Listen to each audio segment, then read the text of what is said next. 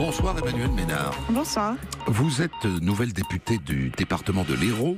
Vous avez été élue en juin dernier avec le soutien bienveillant du Front National, de Debout la France, du Centre National des Indépendants et Paysans et du Mouvement pour la France qui déjà ouvre votre spectre.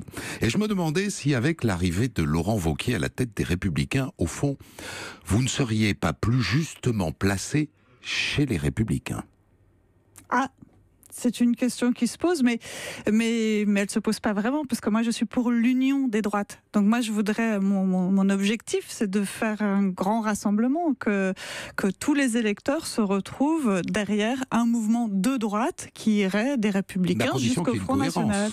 Oui, qu'il y a une cohérence, mais en réalité la cohérence elle est là quand vous regardez, quand vous écoutez le discours de Monsieur Wauquiez, sur 80% ou 90% des thèmes, moi je suis absolument d'accord avec lui, même peut-être plus, mais je pense que il y a beaucoup de choses qui nous rapprochent, pas beaucoup de choses qui nous séparent, et c'est dommage en fait de raisonner en termes toujours d'appareils, de partis politiques qui sont tout à fait sclérosants, et je pense dont les électeurs veulent plus. Prenons l'exemple de l'Europe. Oui. Vous allez voir que c'est pas si cohérent que ça. Vous êtes pro-européenne. Laurent Wauquiez est pro-européen. Mais je suis pro-européenne, mais je suis pro-européenne. Je suis favorable à l'Europe de nos racines, de nos cultures. Je suis pas pour l'Europe de Bruxelles telle qu'elle est actuellement. C'est ça la différence. Mais Marine Le Pen n'est pas pro-européenne du tout. Elle est en train d'évoluer sur la question. Si vous regardez justement la dernière réunion qu'il y a eu à Prague, elle se définit plus comme une anti-européenne. Elle évolue sur la question. Donc moi j'ai beaucoup d'espoir pour que justement les uns et les autres évoluent petit à petit et qu'on puisse se retrouver sur voilà, un essentiel, on va dire, un socle commun qui, quand même, quand on les regarde, sont plus importants que les désaccords. Et là où je vous vois plus chez Wauquiez que chez Le Pen, c'est que vous êtes catholique. Le Front National n'est pas catholique, ne célèbre pas ses références catholiques. Le nouveau parti républicain, lui, est plus accroché aux catholiques. Mais je ne sais pas si on peut généraliser comme ça. Et puis, en fait, je vais vous dire, moi, j'ai pas envie de m'embarquer justement sur le terrain des partis politiques. Parce que je ne suis pas au Front National. Vous l'avez dit, j'ai été soutenue par le Front National pour mon élection, mais comme j'ai été soutenue... Si vous finissez chez Wauquiez, ils vont pas être contents. Non, mais comme j'ai été soutenue... Mais il est hors de question que je finisse chez Wauquiez, parce que ce que je ne veux plus, justement, c'est de ces partis politiques. En fait, je pense que M. Macron, quand il a été élu, il a réussi un tour de force, c'est justement de ringardiser complètement les appareils politiques. Ce qui lui revient d'ailleurs à lui aussi dans la figure, parce que maintenant, il se prend en retour de boomerang, en fait, ce qu'il a voulu évincer chez les autres. Parce qu'effectivement, la République En Marche, le parti La République En Marche... Comment ça ressemblait à un parti comme les autres ? Exactement, avec un fonctionnement vertical, avec peu de démocratie interne, avec... voilà.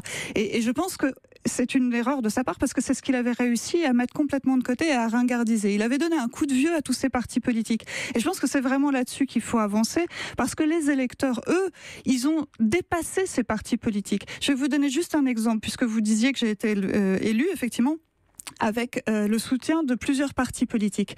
Entre les deux tours, tout le monde a appelé à voter contre, sauf évidemment les partis qui me soutenaient, mais tout le monde a appelé à voter contre moi, que ce soit la gauche, que ce soit les Républicains également, et évidemment la République En Marche, puisque mon adversaire au second tour était une candidate de la République En Marche, qui venait de chez les Républicains, justement. On s'est rendu compte, en fait, en faisant un petit travail quand on a regardé les votes, qu'à peu près 75% des électeurs républicains ont en fait voter pour moi, ce qui est énorme, puisque la candidate qui était mon adversaire venait des Républicains. Ils auraient dû spontanément voter pour elle. Vous avez voté quoi, vous, au deuxième tour de la présidentielle ? Le Pen ou Macron ? J'ai voté pour Marine Le Pen. Vous avez voté pour Marine Le Pen. Donc vous êtes finalement assez loin. À ce moment-là, elle est profondément anti-européenne à ce moment-là. Oui, mais ça, on a toujours dit, que ce soit Robert, mon mari, Robert Ménard ou moi. C'est vous qui l'avez dit. Oui, tout à fait, mais je m'en cache pas, j'assume complètement. Je ne l'avais pas dit pour ne pas vous présenter comme femme d'eux. C'est très gentil à vous, mais moi j'assume complètement le fait qu'on soit un couple en politique. C'est pas un déshonneur. Aussi inclassable l'un que l'autre. Aussi indépendants l'un que l'autre, effectivement. Je pense on est très jaloux de notre liberté d'opinion et de notre liberté de penser. C'est pour ça que c'est difficile de nous classer quelque part. Mais on est quand même à droite. Qu'est-ce qui vous empêche de pousser jusqu'au macronisme, puisque vous êtes quand même à droite, et que les derniers signaux que nous envoie Emmanuel Macron sont plutôt des signaux de droite. Et votre dada à vous, c'est l'immigration. Sur ce plan-là, vous êtes sur la même ligne au fond, et que Wauquiez et que Marine Le Pen. Vous souhaitez un arrêt de l'immigration. Lui dit aujourd'hui qu'il qu'il va renvoyer chez eux tous les déboutés du droit d'asile. Et je demande à voir, puisque vous savez que ce sera justement notre programme du premier semestre 2018 à l'Assemblée. Il y aura la loi sur l'immigration qui va venir dans les débats. Je voudrais savoir justement jusqu'où il ira, Monsieur Macron, parce que dès aujourd'hui, déjà, les désaccords en son sein, en son groupe, La République En Marche, se font sentir. Mais lui, il le souhaite. Ah, lui le souhaite. Enfin, son ministre de l'Intérieur le souhaite, en tout cas. Je pense que c'est plutôt M. Macron que le ministre de l'Intérieur qui le souhaite. Colomb l'assume pleinement. Oui, il assume. Enfin bon, je vous dis, les députés de La République En Marche, et on l'a encore eu en exemple cet après-midi, ils n'assument pas du tout, pour la majorité d'entre eux, cette ligne-là. S'il le fait, vous êtes macroniste. Mais non, je suis pas macroniste parce que, encore une fois, d'abord, mais ce que je voudrais dire, c'est que je ne suis pas contre. Moi, j'ai envie que la France. Vous n'êtes pas macro-compatible. Non, je n'irai pas. Parce que là, à ce moment-là, vous ratissez large comme on n'a jamais vu. Je suis pas. Mais pour certains sujets, je suis pas opposée à Emmanuel Macron, bien sûr. Prenons les sujets de l'école. Je trouve que Blanquer, il fait un sans faute pour l'instant. Pour la première fois depuis longtemps, on a un ministre qui se soucie de l'intérêt des enfants et des élèves. Je vais pas le critiquer pour le plaisir de le critiquer. Bien sûr qu'il fait des choses bien et j'approuve complètement ce qu'il fait.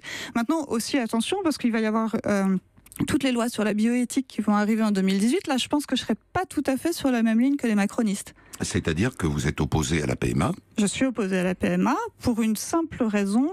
Je ne me sens pas, et c'est très simple, je ne me sens pas la responsabilité d'inscrire sciemment dans la loi qu'on va priver un enfant de père. Parce que c'est ça la PMA. Et la PMA est tendue au couple de lesbiennes. C'est ça. Et pour moi, je ne peux pas le faire. En mon âme et conscience, je ne peux pas le faire. Vous avez tweeté ces derniers jours. Je demande que le féminisme soit remboursé par la Sécu. C'est quand même une maladie grave. Quand je vous regarde, je me dis que vous êtes féministe. Peut-être, mais ça dépend ce qu'on met derrière le mot féministe. Moi, je ne suis pas anti-féministe. Et ce tweet était à prendre au second degré. C'était de l'humour. Il faut toujours voir le deuxième degré. Hein? Mais oui, mais on m'a reproché d'ailleurs l'affiche que Robert a publiée pour le TGV avec cette femme qui était ligotée sur des rails. On va dire, ah là là, c'est scandaleux, comment vous pouvez accepter ça? J'ai dit, mais arrêtez, enfin, c'est pas possible, il faut garder un petit peu d'humour, il faut garder un petit peu de liberté d'expression, liberté d'opinion. Donc qu'est-ce qui vous gêne dans le féminisme pour que vous... Ah mais là j'avais tweeté ça à propos, vous savez, des professeurs qui voulaient supprimer la règle de grammaire que le masculin l'emporte sur le féminin. J'ai dit, stop quoi, il y a un moment donné, il faut arrêter les délires, parce que, enfin, je veux dire, ça n'a rien à voir avec le féminisme. De vouloir arrêter que la règle de grammaire, le masculin l'emporte sur le féminin, qu'est-ce que ça a à voir avec le féminisme? Je pense qu'il y a des combats féministes qui sont bien plus urgents à avoir et qui sont bien plus d'actualité, notamment celui de lutter contre les violences faites aux femmes ou l'égalité de salaire entre hommes et femmes. Oui, ça, bien sûr que c'est des combats importants, mais la règle de grammaire, pardon, c'est pas dans mes priorités. Vous êtes la preuve vivante, Emmanuel Ménard, qu'il se passe des choses dans tous les camps en ce moment en politique. Merci infiniment. Merci beaucoup.